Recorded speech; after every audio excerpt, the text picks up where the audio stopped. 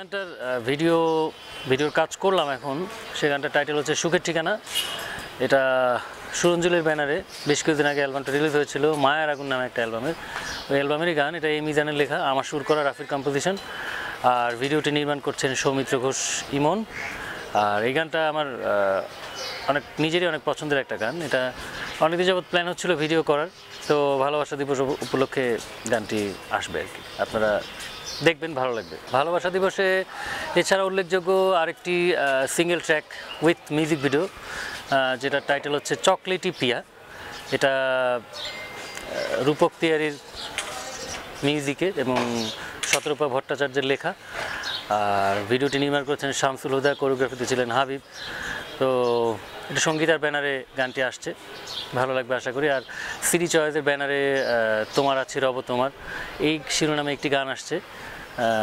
এটা স্নেহাশিসের লেখা, আমার সুর করা, রাফির কম্পোজিশন। এটাও ভালো লাগবে আশা করি আপনাদের গানটিও। নতুনত্ব বলতে আসলে চকলেটি পিয়া গানটা যদি বলি, এটা একটু মাস্তি গান আর কি। এটা আমার সাথে দ্বৈত গেয়েছে কর্নিয়া, এবং অ্যারেঞ্জমেন্টটা খুব বিগ অ্যারেঞ্জমেন্ট ছিল। এবং মানে থাকে না যেটা যে একটা ফিল্মি একটা অ্যারেঞ্জমেন্ট, ওরকম একটা আয়োজন ছিল। এবং খুব জাঁকজমকপূর্ণ একটা ভিডিও, খুব কালারফুল একটা ভিডিও। ভালো লাগবে আশা করি সবার। ডিরেকশনে শামসুল হুদা আর কোরিওগ্রাফি করেছে হাবিব। আসলে আমরা তো গানের মানুষ, গান করে যেতেই হবে।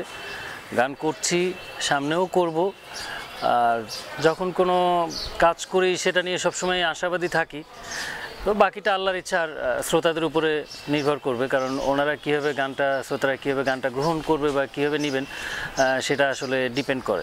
তা আমি আসলে যে ফোক গান করি তার মানে যে আমি ফোক শিল্পী তা কিন্তু না পুরোপুরি। আমি মূলত আমার গলায় সফট টাইপের গানই ভালো মানে, আমার কাছে যেটা মনে হয়। আমি নিজেও পছন্দ করি এটা। শুরুর দিকে আসলে যেটা হয়েছে, আমার প্রথম অ্যালবামে ফোক গানও ছিল বা সফট মেলো এই টাইপের বেশ কিছু গানও ছিল।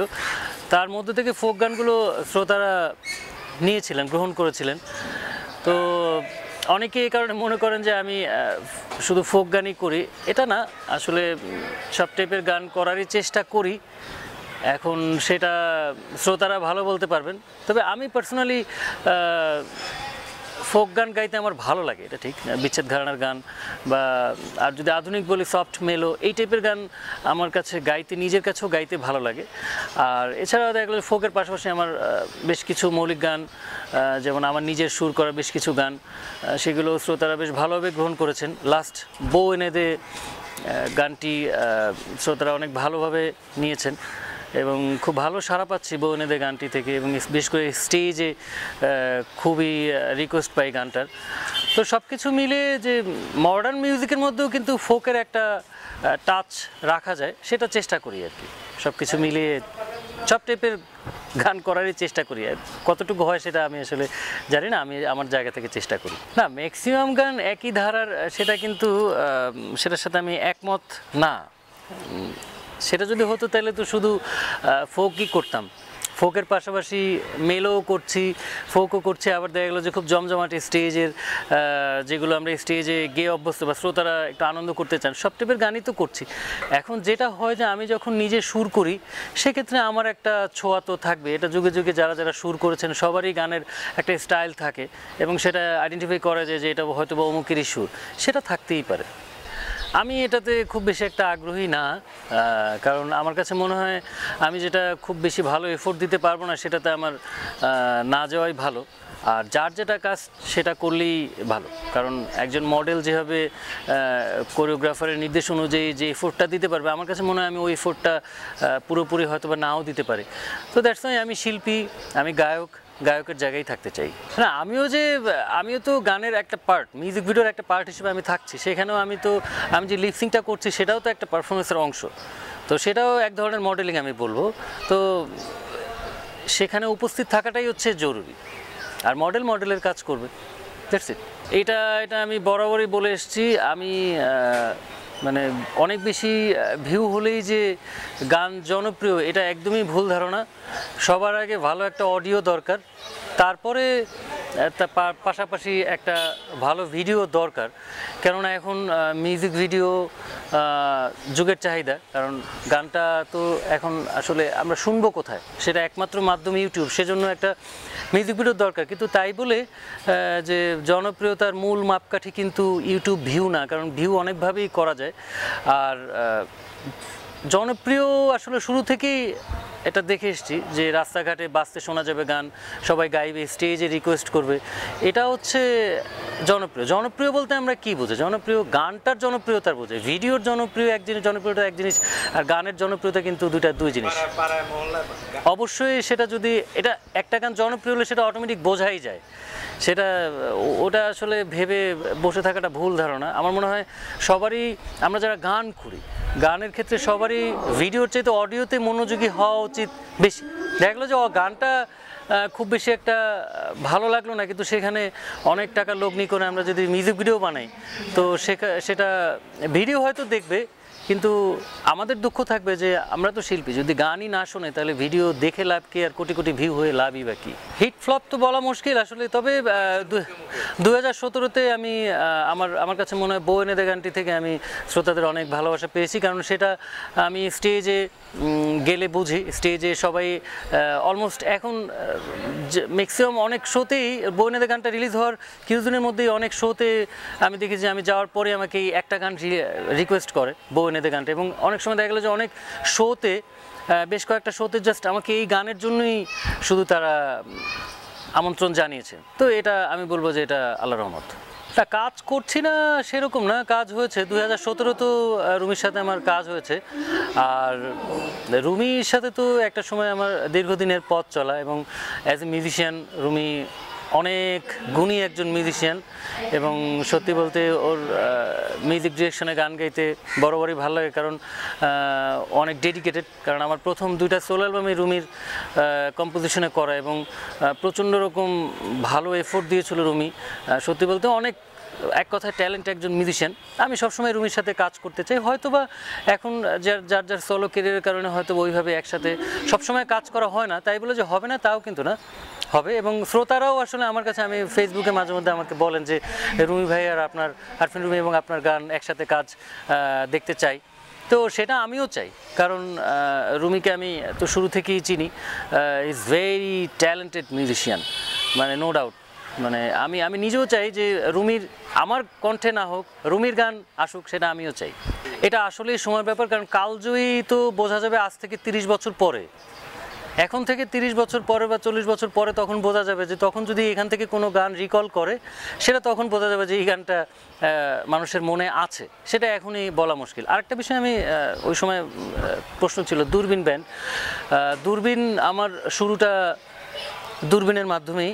দূরবীন ব্যান্ডের আমি অনেক বেশি কৃতজ্ঞ দূরবীন ব্যান্ডের প্রতি, কারণ দূরবীন ব্যান্ডের কর্ণধার শহীদ ভাই, আমি আজকে সত্যি বলতে কি, শুভ থেকে কাজী শুভ, এটা শহীদ ভাইয়ের অনেক বড় অবদান। শহীদ ভাই এবং আরফিন রুমি, এই দুজন মানুষের অবদান অনেক বেশি। দূরবীন ব্যান্ড তো অবশ্যই। প্লেব্যাকে লাস্ট বেশ কিছু গান করলাম, যেমন গোলাপ তুলির কাজল ছবিতে একটা গান করলাম, তারপর লাস্ট টিকলি ছবিতে একটা গান করলাম, আরও বেশ কিছু গানের কথা চলছে, তো সেগুলো পর্যায়ক্রমে গাওয়ার প্ল্যান আছে। আর দেখা গেলো যে অনেক ফিল্মে গান গাচ্ছি, বিচ্ছিন্নভাবে গান গাচ্ছি, দেখা গেলো সেগুলো ফিল্ম আদৌ রিলিজ হচ্ছে কিনা, বা দেরিতে হবে, বা প্রসেসিং চলছে, শুটিং চলছে, এরকম বেশ কিছু কাজ আছে। না, আমি আসলে কোনো রিয়েলিটি শো থেকে আসিনি। আমার ফ্যামিলিতেই গান বাজনা ছিল, বাবা গান করতেন, তো সেই সূত্র ধরে জেনেটিক্যালি কিছুটা পাওয়া। এবং তারপরে আমি মূলত তবলা বাজাতাম, একসময় প্রাতিষ্ঠানিকভাবে আমি তবলা শিখেছি। তারপরে যখন ঢাকায় আসা, তারপরে একটা সময় স্টেজে টুকটাক গান করতাম, তবলারও শো করতাম মাঝে মধ্যে। তো আমি আসলে গাইতে গাইতে গান। আর ওই যে বললাম যে আমার জন্য বড় প্ল্যাটফর্ম ছিল আসলে দূরবীন ব্যান্ড। শহীদ ভাই দূরবীন ব্যান্ডে জয়েন করার পরে আস্তে আস্তে আমার প্রথম সোলো অ্যালবাম রুমির কম্পোজিশন করা, সেখান থেকেই আস্তে আস্তে আমার পথ চলাটা শুরু। প্রথম গান আমার মন পাজন না, আমার যদি প্রথম গান শোনাবো শুনছিনুকে, এই গানটা আমার প্রথম অ্যালবাম সাদামাটা, এই অ্যালবামের গান। এটা খালেক দেওয়ানের কথা সুরে রুমির কম্পোজিশন ছিল। আর ওই অ্যালবামে আরেকটা গান ছিল তুমি বিনা আকুল পরাণ, বাউল সম্রাট শাহ আব্দুল করিমের গান। তো এই দুটা গান থেকে বেশ ভালোবাসা পেয়েছি, শ্রোতাদের অনেক দোয়া পেয়েছি। তারপরে মন পাজর, এটা আমার সুরে আমি গিয়েছিলাম, জাহিদ আকবরের লেখা গান, রাকিবের কম্পোজিশন ছিল। এই গানটা মানে একটা মিক্সড অ্যালবামের গান ছিল। তো এই তো আস্তে আস্তে তারপরে চলছে এখনো। অনেক শিল্পী নিজেরাই কম্পোজিশন করছে, আপনার কি সেরকম কোনো ইচ্ছা আছে কিনা? নিজে কম্পোজার হওয়ার ইচ্ছা তো অবশ্যই আছে, সেটার প্রসেসিংও আছে। আমি বেশ কিছু গান অলরেডি কম্পোজিশন করাও আছে আমার, সেগুলো সময় সুযোগ মতো আমি ছাড়বো মার্কেটে। বর্তমান সময় অডিও ইন্ডাস্ট্রির 2018-তে এসে 2017 যেরকম খুব ব্যস্ত সময় পার করেছি, প্রোডাকশন হাউসগুলো বেশ একটা রমরমা অবস্থা ছিল, কিন্তু 2018-তে এসে আমার কাছে মনে হচ্ছে যে একটু স্থবির হয়ে গেছে কিছুটা। কারণ এখানে বিষয়টা তো ব্যবসায়িক একটা উদ্দেশ্য অবশ্যই এখানে আছে, কারণ যারা অনেক টাকা লগ্নি করেছেন তারা হয়তো বা একটু সময় সাপেক্ষ, কারণ আগের মতো সেই সিডি ক্যাসেট তো যেহেতু চলে না, তো দ্যাটস ওয়াই এখানে এখন বেশ কিছু মাধ্যম আছে, আরবিটি বলি বা ইউটিউব বলি, সেখান থেকে রিটার্নটা যে টাকা লগ্নি হয় সেটা রিটার্নটা পাওয়া আসলে একটু টাফ, একটু সময়ের সাপেক্ষ। তো আমার মনে হয় এটা কাটিয়ে উঠবেন। তবে আমার একটা পরামর্শ এখানে দিতে চাই প্রোডাকশন হাউসগুলোকে, আমি পার্সোনালি, এটা আমার ওপিনিয়ন, যেটা যে মিউজিক ভিডিও একটা অডিওর অলংকার। তো সেখানে অডিওর চাইতে, অডিওতে যে টাকা খরচ হয় তার চাইতে 10-12 গুণ একটা ভিডিওতে খরচ করতেও গায়ে লাগে না, কিন্তু এই প্রসেসটা আমার মনে হয় একটু বের হয়ে আসলে ভালো হবে। কারণ এই যে অনেকগুলো কোম্পানি মাঝখানে 2017-তে না বুঝে শুনেই অনেক টাকা লগ্নি করে বসছেন, এটা কিন্তু একটা আমার কাছে মনে হয় যে এটা ভুল রাস্তায় যাওয়ার মতোই। কারণ এতগুলো টাকায় ইনভেস্ট করে সেখান থেকে রিটার্নটা পাওয়াটা, সবাই আমরা যারা ইউটিউব নিয়ে ঘাটাঘাটি করে আমরা জানি যে সেটা রিটার্ন পাওয়া বেশ কঠিন। কারণ ইউটিউব কিন্তু অনিশ্চিত একটা বিষয়, এখানে থেকে রেভিনিউ আসাটা বেশ সময় সাপেক্ষ। সো ভিডিও আসলে অনেক টাকা খরচ করলেই ভিডিও হিট হবে বা এই ধারণাগুলো একটু চেঞ্জ করে মোটামুটি গ্রহণযোগ্য, ভালো লাগে এরকম একটা ভিডিওই যথেষ্ট। সেখানে আমি খুব ব্যয়বহুল 7 লাখ 10 লাখ এরকম টাকা লগ্নি করলেই গানের অডিওতে খরচ করলাম না, বাট দেখা গেল যে অনেক সময় যে অডিওতে একটা অ্যাকোস্টিক ইনস্ট্রুমেন্ট আমি লাগাবো, সেই টাকাটাও ব্যবহার করবো, সেই টাকাটাও অনেক সময় আমরা দিতে চাই না, অথচ ভিডিওতে আমরা লাখ লাখ টাকা খরচ করতেও আমাদের গায়ে বাঁধে না। কিন্তু এই জিনিসগুলো একদমই ভুল, একদমই ভুল।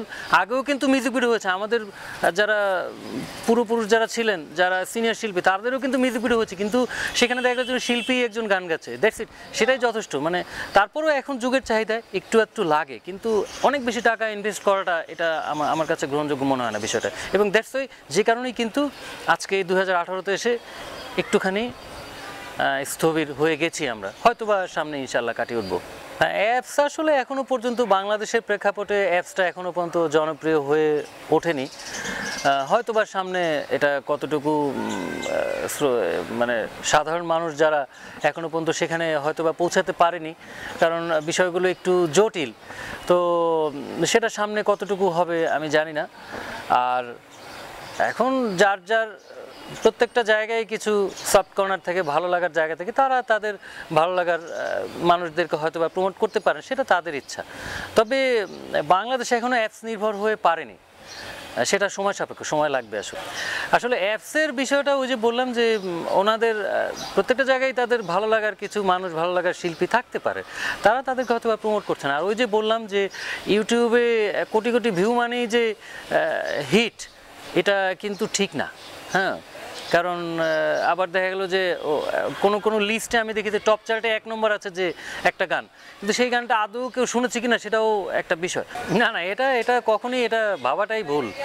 কারণ ক্রিয়েশন জিনিসটা এমনই জিনিস, এটা জনপ্রিয় হবে কি হবে না এটা খুব কঠিন, কেউ বুকে হাত দিয়ে বলতে পারবে না যে এই কাজটা হিট হবেই। কারণ আমাদের ক্ষেত্রেই তো অনেক সময় আমরা খুব মনে করছি যে এই গানটা বোধহয় হিট হয়ে যাবে, কিন্তু দেখা গেলো ওই গান হিট হলো না, অন্য একটা গান দেখা গেলো শ্রোতারা গ্রহণ করেছেন। এটা কখনোই বলা উচিত না। নতুনদের বলতে কি আমিও তো এক প্রকার নতুনই আসলে।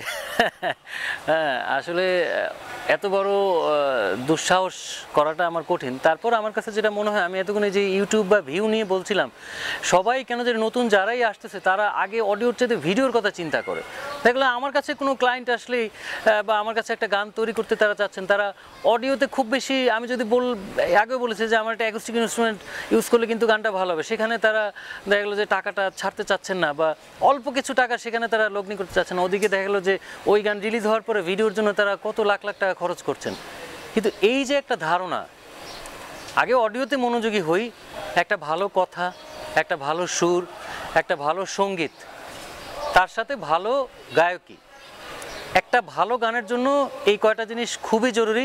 এই জিনিসগুলো আগে আমরা নির্ধারণ করি ভালোভাবে, তারপরে ভিডিওটা অনেক পরের বিষয়। ভিডিও গানের অডিওর একটা অলংকার আমি বলবো।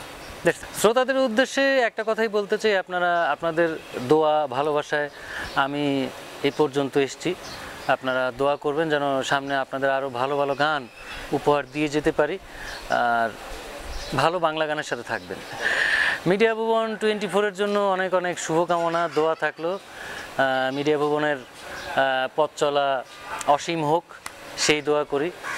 বাংলা সংস্কৃতিকে, ভালো সংস্কৃতিকে তারা তুলে ধরবেন, সেই চেষ্টা তাদের মধ্যে থাকুক, এই তো।